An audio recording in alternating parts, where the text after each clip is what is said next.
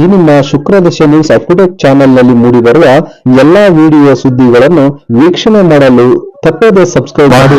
2 ಅಕ್ಷರದಿಂದ ಮಕ್ಕಳ ಭವಿಷ್ಯ ಬದಲಾವಣೆಯಾಗುವುದು ಎಂದು ತಾಲೂಕಿನ ಹಿರೇಮಲ್ಲನಹಳ್ಳಿ ಗ್ರಾಮದ ಎಸ್ಕೆಒಎಸ್ಟಿ ಮೆಮೋರಿಯಲ್ ಸ್ಕೂಲ್ನ ಸಂಸ್ಥಾಪಕಿ ಸೌಭಾಗ್ಯ ಕರೆ ನೀಡಿದರು. ಶಾಲೆಯಲ್ಲಿ ಶಾರದಾ ಪೂಜೆ ಅಂಗವಾಗಿ ಮಕ್ಕಳಿಗೆ ಅಕ್ಷರಾಭ್ಯಾಸ ಕಾರ್ಯಕ್ರಮದಲ್ಲಿ ಅವರು ಭಾಗವಹಿಸಿ ಉದ್ದೇಶಿಸಿ ಮಾತನಾಡಿದ್ದಾರೆ. The report Shukradasha news.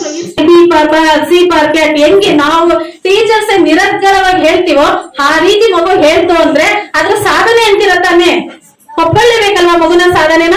ಅದೇ ರೀತಿ ನಾವು ಏನೇ ಅದನ್ನ ಅದೇ ರೀತಿ ನಾನು ಹೇಳೋದು 80% ಮಗುವಿನ ಮೌಖಿಕಕ್ಕೆ ಹೆಚ್ಚಿನ ಒತ್ತು ಕೊಡಿ, ಇನ್ 20% ಮಾತ್ರ ಮಗುಗೆ ಅಕ್ಷರವನ್ನ ತಿರ್ಸಲು ಮೊದಲು ಪ್ರಾರಂಭಿಸಿ.